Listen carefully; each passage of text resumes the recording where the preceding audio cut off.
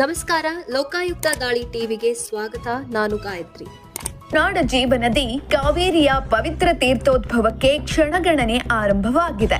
ಕಾವೇರಿ ಉಗಮಸ್ಥಾನ ತಲಕಾವೇರಿಯಲ್ಲಿ ಇಂದು ಮಧ್ಯಾಹ್ನ 1:44 ತೀರ್ಥೋದ್ಭವ ಜರುಗಲಿದ್ದು, ಸಹಸ್ರಾರು ಭಕ್ತರು ಆ ಪುಣ್ಯ ಕ್ಷಣವನ್ನ ಕಣ್ತುಂಬಿಕೊಳ್ಳಲು ಕಾತುರರಾಗಿದ್ದಾರೆ.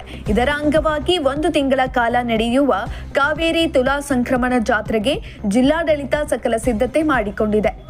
ದಕ್ಷಿಣ ಭಾರತದ ಗಂಗೆ ಅಂತಲೇ ಪೂಜಿಸಲ್ಪಡುವ ಕನ್ನಡ ನಾಡಿನ ಜೀವನದಿ ಕಾವೇರಿ ತೀರ್ಥೋದ್ಭವಕ್ಕೆ ತಲಕಾವೇರಿ ಕ್ಷೇತ್ರದಲ್ಲಿ ಭರ್ಜರಿ ಸಿದ್ಧತೆಗಳು ನಡೆಯುತ್ತಿವೆ.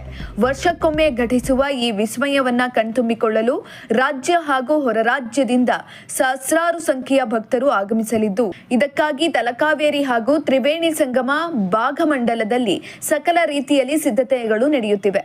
ಹೆಚ್ಚು ಜನರು ಬರುತ್ತಿರುವ ಕಾರಣ ನೂಕುನುಗ್ಗಲು ಉಂಟಾಗದಂತೆ ಬ್ಯಾರಿಕೇಡ್ ಹಾಗೂ ಸಿಸಿ ಕ್ಯಾಮೆರಾಗಳ ವ್ಯವಸ್ಥೆ ಮಾಡಲಾಗಿದೆ.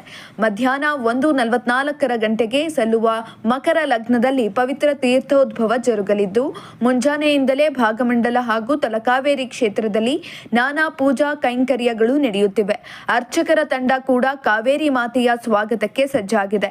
ಮುಂಜಾನೆಯಿಂದಲೇ ವಿವಿಧ ಪೂಜಾ ಕೈಂಕರ್ಯಗಳು ಆರಂಭವಾಗಲಿದೆ. ಮಾತೆಯ ದರ್ಶನಕ್ಕೆ ಸಹಸ್ರ ಭಕ್ತರು ಲಗ್ಗೆ ಹಿಡಿಯುತ್ತಿದ್ದು, ಯಾವುದೇ ರೀತಿಯಲ್ಲಿ ನೂಕುನುಗ್ಗಲು ಉಂಟಾಗದಂತೆ ಏಕಮುಖ ಸಂಚಾರದಲ್ಲಿ ಬ್ಯಾರಿಕೇಡ್ ಹಾಕಲಾಗಿದೆ.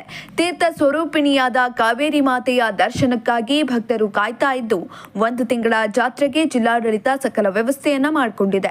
ಒಟ್ನಲ್ಲಿ ಕೊಡಗಿನ ಕುಲದೇವತೆ ತಾಯಿ ಕಾವೇರಿ ತೀರ್ಥ ರೂಪಿಣಿಯಾಗಿ ನಾಡಿನ ಜನತೆಗೆ ದರ್ಶನವನ್ನ ನೀಡಲು ಸಜ್ಜಾಗಿದ್ದಾಳೆ. ಈ ವಿಸ್ಮಯವನ್ನ ಕಣ್ತುಂಬಿಕೊಳ್ಳಲು ಭಕ್ತಗಣ ಕಾತುರದಿಂದ ಕಾಯ್ತಾ ಇದೆ.